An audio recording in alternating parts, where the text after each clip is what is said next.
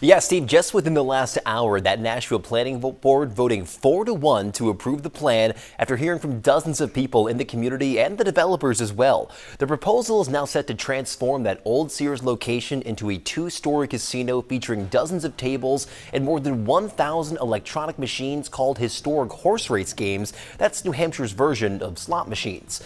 The developer is that same company behind two of the three casinos already operating in Nashua, the River and the Lucky Moose. Their plan is to transfer over their license to this new space, which would be just a few feet over the border from Massachusetts. Now, it's that location that's part of what's driving some community pushback here. Multiple people raising concerns over exactly how police would handle emergencies at the casino, since the entire parking lot is technically in Tyngsboro, Mass. Opponents say the casino really just is a bad fit for the mall.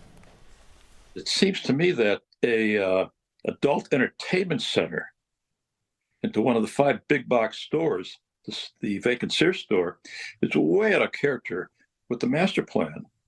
And I think it's way out of character with the purpose of the mall, which is a family-friendly shopping area. Retail has had its challenges pre-pandemic and now post-pandemic.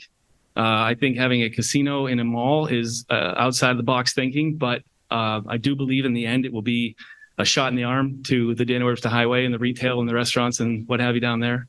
Hearing there from one of the supporters of that casino project, the Nashua Area Chamber of Commerce says the two casinos owned by this developer last year provided $1.8 million to charities, and this new space they say would mean a lot more money heading to those groups doing important work in the community.